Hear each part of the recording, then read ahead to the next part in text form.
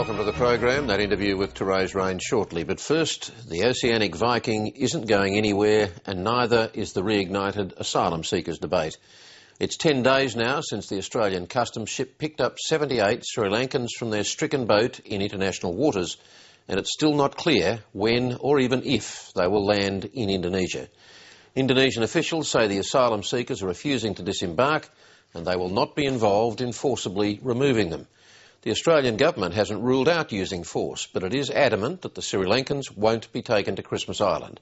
Shortly I'll be speaking with Foreign Minister Stephen Smith, but first, political editor Chris Uhlmann charts another day in the tortured course of a ship literally caught in the doldrums.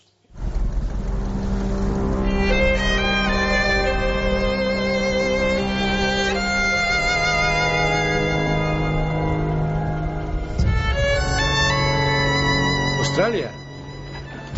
Why doesn't Australia take them? Is there any chance they will be brought back to Australia, to Christmas Island? No. They're a cargo no one wants on a ship that can't land. I want to find out a few details about when the asylum seekers... Because we're relaxing. You either go or else we've got to go indoors.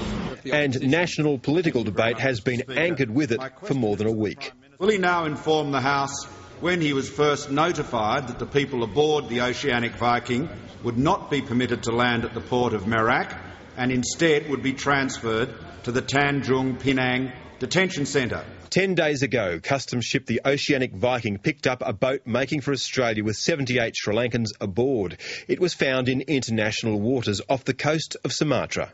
When a vessel of 78 passengers on board became distressed in Indonesian search and rescue area, the Indonesian Search and Rescue Authority sought assistance from Australia. But the distress call was made from a satellite phone on the asylum seekers' boat to several numbers in Australia, and the Australian Maritime Safety Authority responded. So Australia told Indonesia about the boat before Indonesia asked Australia to assist.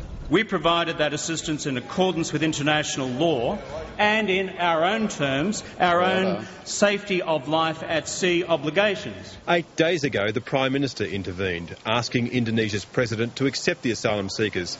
After the meeting, federal government officials said they were confident the ship would shortly offload its human cargo at a nearby port. Subsequently, Indonesian officials advised that the Oceanic Viking should not come to the port of Merak due to shipping activity at the port and a shortage of available accommodation. So after circling for 2 days, it was redirected to the island of Bintan, where Australian money helped to build a detention centre. Now it's at anchor 20 kilometres off the coast, and local officials are less than enthusiastic about assisting it in landing the asylum seekers. I feel very humiliated the way they're forcing these asylum seekers on us. Indonesian law expert Tim Lindsay says things don't always move swiftly in a country that is vast, diverse and decentralised. The government does retain a great deal of influence, but local authorities can make their own rules, and they have legislative and constitutional powers to do that. So it does take a while for these matters to be worked through. Yes, it is always possible that the central government won't prevail, but generally they do. But the elongated voyage of the Oceanic Viking is putting real pressure on the Rudd government. I would suggest also that those opposite, I assume, take full responsibility, given they were members of the previous government, led by the member for Barawa, for children overboard, for kids behind razor wire, and for all the other elements of such successful immigration policy on the part of those opposite. He cannot escape responsibility for the people aboard that customs vessel. He cannot refuse to answer for how his policies have led to this outcome. He says his policies are tough and humane. Tough but humane. Just another of the phony formulas dreamed up by the Winston Smith wannabes in his office. It's utterly chaotic and anything but humane. It is in absolute shambles. It's been debacle after debacle. The Prime Minister is refusing to answer the questions because he knows it's out of his control. And for the first time, the government's vice-like grip on its own is slipping. There's growing restlessness in caucus. One MP believes the Sri Lankans should be landed in Australia. If they're genuine refugees, yes, they should should be. Thank you. And parts of the union movement are becoming more vocal. And in years to come, I think some people in this government will regret their legacy on this key issue. So do you think the Prime Minister hasn't shown proper leadership on this issue to date? Well, I think the Prime Minister has a unique opportunity to do far more. And I think he has the opportunity where this is not a political issue which is biting in the electorate. He still is the most popular Prime Minister ever. I think he could actually change the debate. And I think that's the key issue that's lacking in this debate, is actually that leadership to change the dynamics.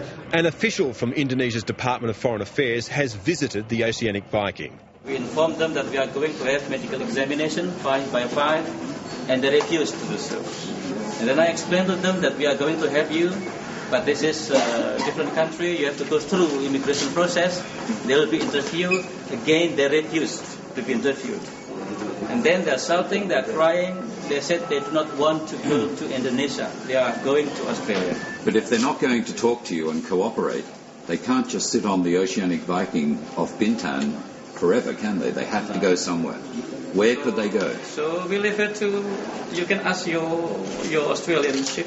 So it is still a possibility that the Oceanic Viking could go somewhere else, even Christmas Island, if it has to. You better ask the Oceanic Vikings. At least from our side, we have shown our intention to help them.